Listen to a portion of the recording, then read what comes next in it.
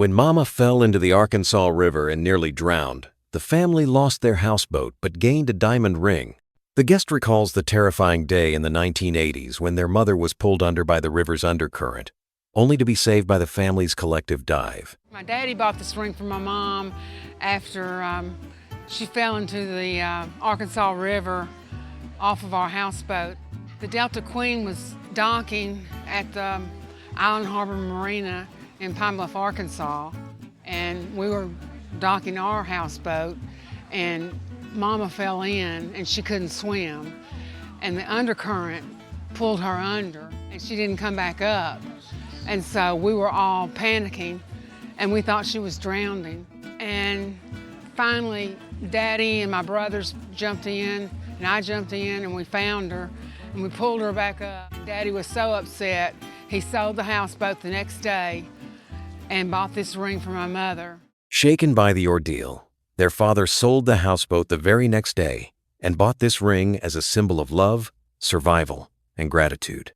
And he bought it from a friend named Zappy, who was so eager to avoid a marriage proposal, he sold it on the spot for $5,000. The ring, worn proudly by Mama to every luncheon, was later passed down through the family as a sparkling heirloom. My mom, she enjoyed this ring so much. She would take it to her little luncheons and wear it and just, la-di-da. And she wanted me to have it. And she wanted to pass it down to my daughter. Mama had passed away about 20 years ago, and I've been wearing it ever since. It's a platinum showstopper from the 1950s, American-made, with graceful round and baguette diamonds cascading down the band. At its heart glitters a nearly 3.5-carat brilliant cut diamond, so pure and fluorescent it would blaze even brighter in the sun. With an additional 1.8 carats of side stones, the ring boasts a total diamond weight of over 5 carats. The craftsmanship, era, and overall quality make it a standout example of mid-century American luxury. Once purchased to honor a life saved, it now carries a life of meaning and a valuation of $60,000 to $70,000. Jeez, oh, Peto. Wow. Man, I better get some insurance on it. A haunting canvas, painted in the shadows of memory, and rediscovered decades later at a charity auction. The guest shares that they've owned this Erna Rosenstein painting for 37 years, having purchased it unknowingly for around $700. I brought an Erna Rosenstein painting. I know that Erna Rosenstein was a Holocaust survivor. It's painted in 1955. I've had it for about 37 years. It was from an auction house where they were auctioning stuff for a charity. Created in 1955, this emotionally charged work is by a Holocaust survivor who turned trauma into brushstrokes. Born in Lviv in 1913, Rosenstein was a Polish surrealist trained in Europe's artistic circles before returning to Poland just as the Nazis invaded. In a heartbreaking escape attempt, her parents were murdered. In a Forestan event, Rosenstein survived, wounded and hidden, with only forged papers and fear as companions. None of her pre-war artwork survived, but in 1945, she began again, using her art to process unspeakable grief. And we see some of that in this painting. I remember they would say they were going to get showered. They enter here and they got burned. And they also did experimentations on the bodies and stuff like that. Yeah, I think we have some real tough imagery here that I'm sure she didn't like reliving as she was painting, but it was something she felt really strongly that she wanted to communicate through her brush and get that story out. This painting, possibly alluding to concentration camp horrors, was created during a period of enforced silence under Stalin's reign.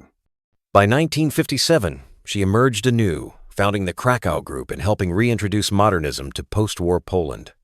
Despite minor damage, this oil on canvas bears all the emotional force and historical gravity of her rare early post-war work. Today, Rosenstein's legacy is finally receiving overdue recognition on the global art stage.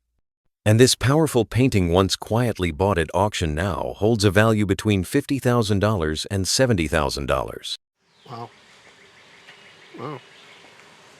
Wow.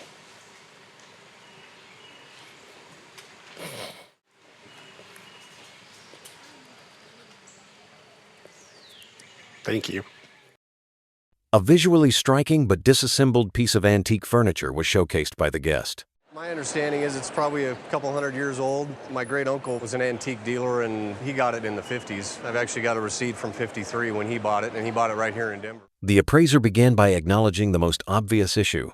The furniture was in pieces, resembling more of a kit than a fully assembled item.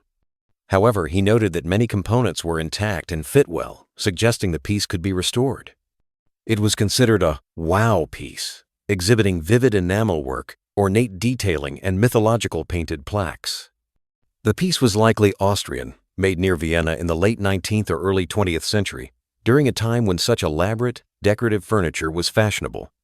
It reflected the rich ornamentation and the less-than-functional craftsmanship. It was a piece that was probably never even meant to be used. It just was to sit grandly in your home, impress people, hence all of this ormolu mounting with cast figural groups. In terms of market value, the appraiser placed an auction estimate of At auction, I would probably estimate this piece in the $20,000 to $30,000 range. This lamp had been passed down through the guest's husband's family, holding significant sentimental value. The appraiser identified the piece as being made by Duffner and Kimberly, an American company based in New York that was active during the early 20th century. Duffner and Kimberly was a rival to Tiffany Studios. In fact, one of the partners, Oliver Kimberly, used to work for Tiffany in the late 1890s. It was noted that Duffner and Kimberly was a prominent competitor to the famed Tiffany Studios. Their shades were made from richly colored and textured opalescent glass. The quality and artistry behind the particular lamp associated it with the same era and craftsmanship valued in Tiffany creations. Despite current economic softness, the lamp's substantial value was estimated to be This, in a soft economy, is easily $15,000 to $18,000. Wow, that's great. Thank you. The guest shared the backstory of a wooden doll she had received in the early 1960s. Well, I got the doll back in, I'd say, the early 60s. My grandmother was moving, and it was up in her attic, and she said that if I wanted to have anything, I could take it. It says on it that it's 160 years old from Cape Cod, and it's made by a sailor. The appraiser responded with great enthusiasm, expressing appreciation for the piece as an exceptional example of American folk art. The doll was highlighted for several qualities that made it valuable among collectors and historians alike. Its minimalist, or spare, design, the dry paint surface, and the preservation of its original materials, including the hair. These elements contributed to its authenticity and appeal. The appraiser emphasized that originality and condition were critical in folk art valuation. Viewed as an object of visual art rather than a toy, the doll's value was suggested to be, and it would be worth probably $8,000 to $12,000. Oh my God. It's a great piece. a forgotten pamphlet, a hidden legacy, and the powerful voice of a man who turned bondage into triumph. The guest reveals that this rare document was tucked inside a naval book passed down through generations, part of a physician's old World War I collection. My mother had an aunt who had a husband who had a whole collection of naval books, medical books. He was a physician and a naval officer. When my aunt died, she got a bunch of his books. Presented is an 1835 edition of the life of Venture Smith, one of the earliest first-person narratives of an enslaved man in America.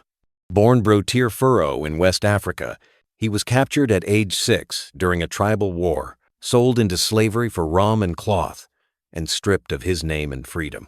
His American owners renamed him Venture Deeming, his life a business venture, and eventually Smith, from the name of his final enslaver.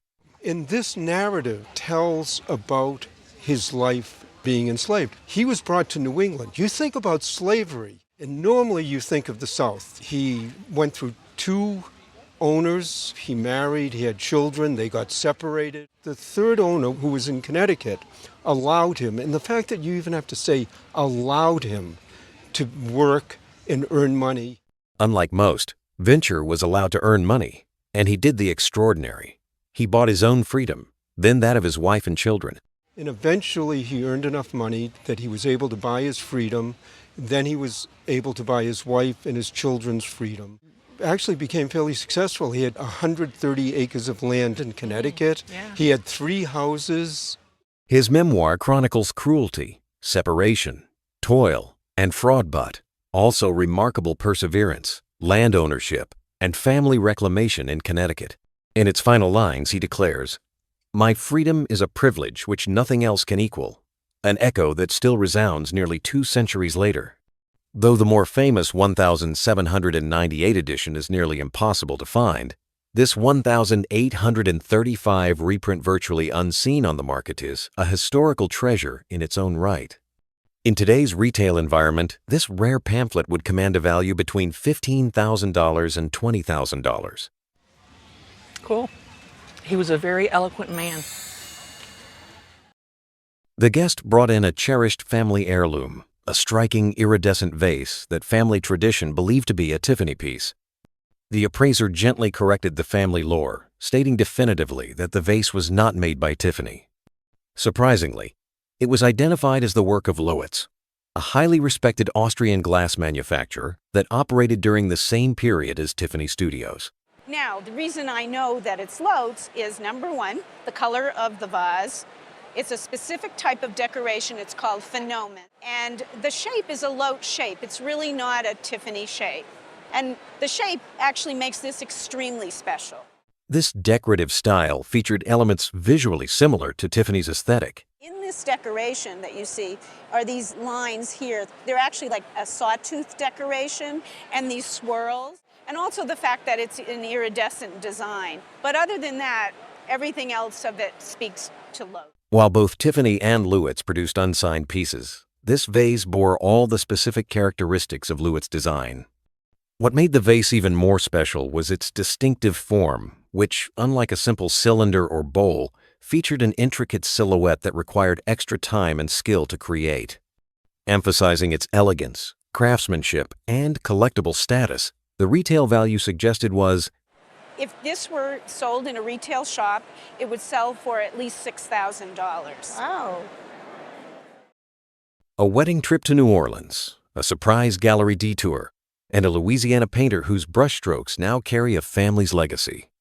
The guest shares how her grandparents, shopping for a wedding trousseau in 1946, fell in love with a painting and brought it home.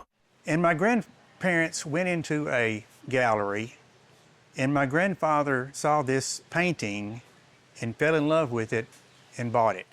Presented are 2 oil paintings by American impressionist Clarence Millet, both depicting the old French market in New Orleans.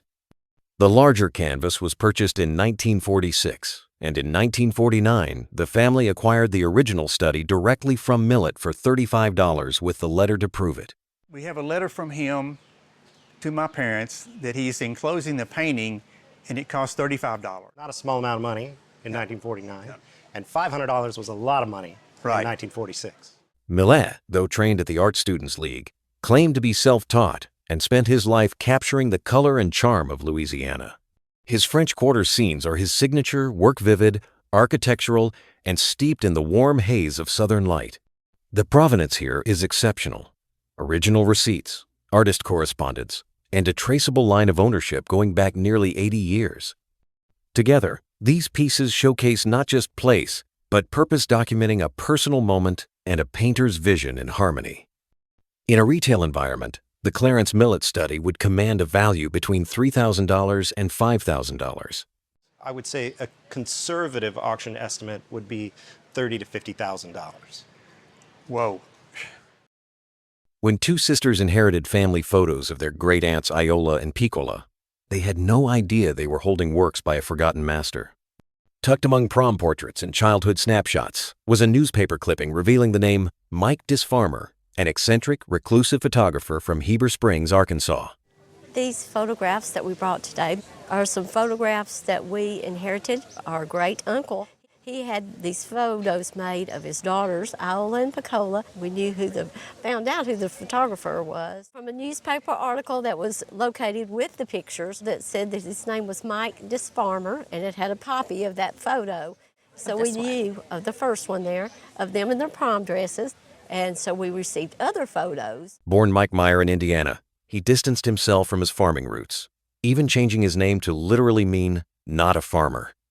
In the 1930s and 40s, He photographed over 3,000 locals in stark, honest, black and white portraits that have since gained cult status in American photography.